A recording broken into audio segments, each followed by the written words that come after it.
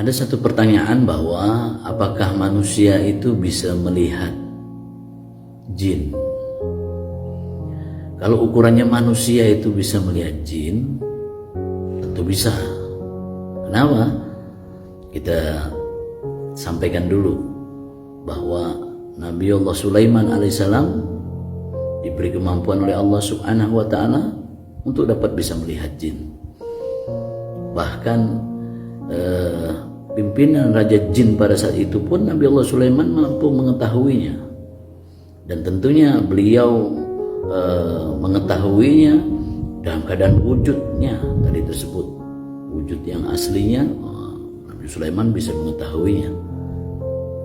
Kemudian apakah ada lagi manusia yang bisa mengetahuinya? Ada. Siapa itu? Baginda Nabi besar Muhammad SAW. Jangankan jin, malaikat saja Nabi Rasulullah SAW itu beliau dalam sebuah riwayat 2 kali beliau bisa melihat malaikat Jibril alaihissalam dalam wujud aslinya, apalagi cuma sekedar iblis sama jin. Insya Allah bisa.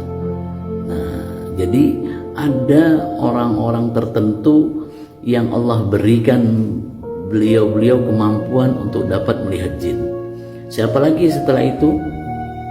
Anak kecil, anak bayi, yang mereka itu fitrah. Orang namanya fitrah ini suci, disucikan oleh Allah Subhanahu wa ta'ala. Pandangan matanya adalah pandangan yang bersih, dan dia mampu untuk melihat itu.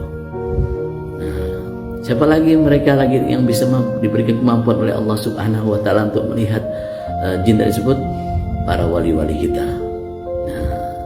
Apakah mereka melihatnya? Tentu apakah mereka melihat beliau itu melihatnya dalam wujud yang asli? Wallahu a'lam bishawab. Tapi yang pasti beliau mampu melihat tersebut, dan kami punya prasangka baik bahwa beliau mampu melihat dalam wujud yang asli pula.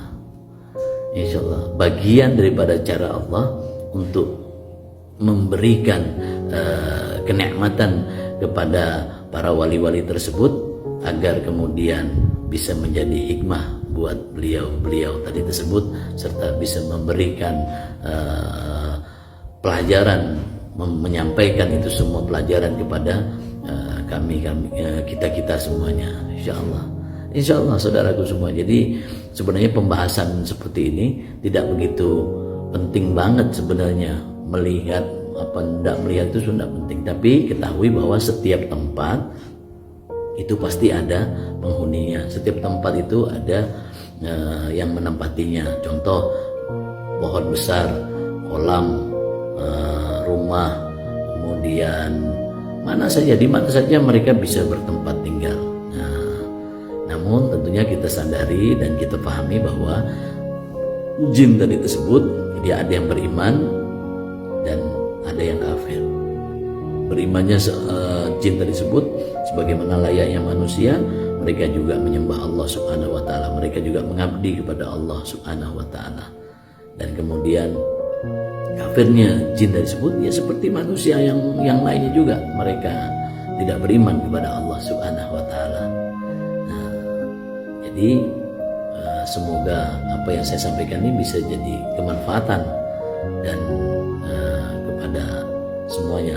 Di next video berikutnya mungkin saya akan menyampaikan bagaimana agar supaya rumah kita terasa nyaman dan tanda-tanda rumah yang dipenuhi dengan jin tadi tersebut. Terima kasih.